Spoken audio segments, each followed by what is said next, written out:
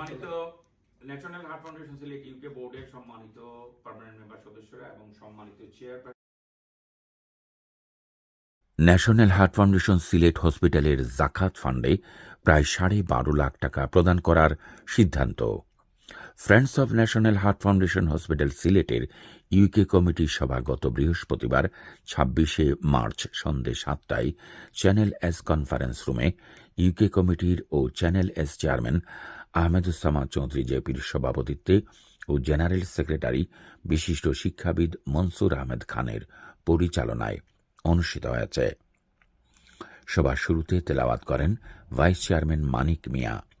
স্বাগত বক্তব্যে heart foundation সিলেটের এক্সিকিউটিভ মেম্বার ও ইউকে কমিটির ভাইস চেয়ারম্যান মিসবাহ জামাল এই সভার মূল উদ্দেশ্য তুলে ধরে বলেন, মূলত আজকের সভাটি আয়োজনের লক্ষ্য হল পবিত্র ঈদের শুভেচ্ছা ও বাংলাদেশের স্বাধীনতা ও জাতীয় দিবসে শহীদদের প্রতি শ্রদ্ধা জানিয়ে কিছু সিদ্ধান্ত গ্রহণ করা।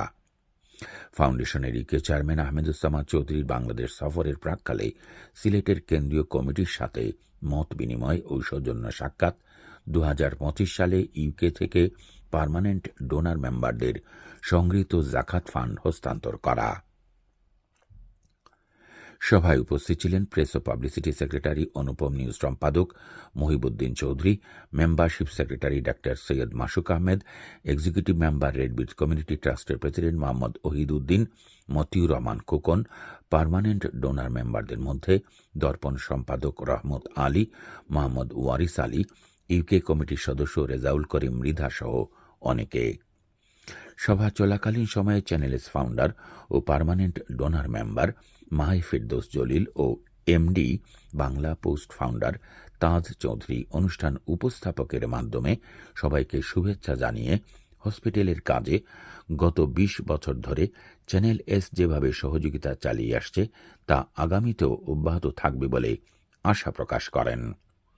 যারা হার্ট ফাউন্ডেশন হসপিটাল সিলেটের জাকাত ফান্ডে দুস্থ মানুষের চিকিৎসা সেবায় প্রতি বছর জাকাত ফান্ড প্রদান করেন, তাদের সকলকে ধন্যবাদ জানিয়ে সভার সভাপতি ও ইউকে কমিটির চেয়ারম্যান আহমেদুজ্জামান চৌধুরী জেপি আবারও এক্সিকিউটিভ কমিটির সকল সদস্যদের সহ সকল পার্মানেন্ট ডোনার মেম্বার ও কমিউনিটির সর্বস্তরের জনগণকে প্রতি মাসে নিজ নিজ অবস্থান থেকে স্ট্যান্ডিং অর্ডারের মাধ্যমে হসপিটালের জাকাত ফান্ড দেওয়ার আহ্বান জানান। বিস্তারিত LP24 এর ক্যামেরা পার্সন তানভীর আহমেদ অপুর ক্যামেরায়।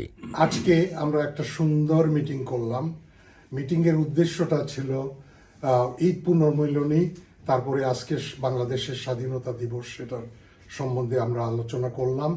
আর সর্বোপরি যেটা আলোচনা করলাম সেটা প্রতি বছর আমরা একটা জাকাত ফান্ডের অ্যামাউন্ট কালেক্ট করি। তো আমরা আলহামদুলিল্লাহ প্রায় 12.5 লক্ষ টাকা কালেকশন করেছি এবং অচিরেই আমি দেশে যাচ্ছি, সেখানে গিয়ে এটা আমরা হস্তান্তর করব। সবাইকে অশেষ ধন্যবাদ। আর যারা এখনো দেননি আমাদের সাথে যোগাযোগ করুন। থ্যাংক ইউ, ধন্যবাদ। আজকের সবাই আমরা ঈদ এবং স্বাধীনতা দিবসের শুভেচ্ছা বিনিময় করলাম।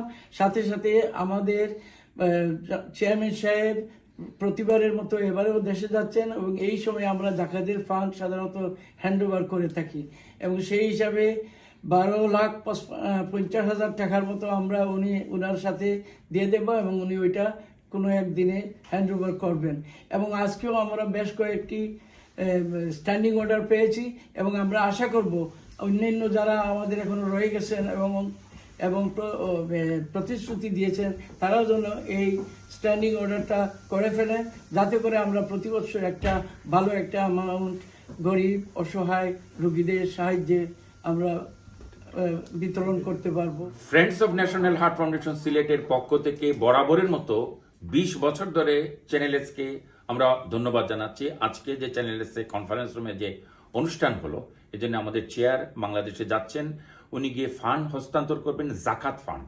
মূলত যারা দেশে থাকবেন আমরা অনুরোধ করব, গ্রুপে দেব, যারাই বাংলাদেশে থাকবেন এই সময় ওনার ফান্ড হস্তান্তরের সময় যদি আমাদের সাথে যোগাযোগ করুন, ইনশাল্লাহ আমাদের সিলেটে এই ফান্ড হস্তান্তর অনুষ্ঠানে আপনারা যোগদান করতে পারবেন। আর আজকে যে চেয়ার এবং সেক্রেটারি সাহেব যে আপিল করেছেন, আপনারা দয়া করে আমাদের জাকাত ফান্ডকে আপনারা স্ট্যান্ডিং অর্ডার দিয়ে সহযোগিতা করুন, এটাই আমাদের আন্তরিকভাবে অনুরোধ। ধন্যবাদ।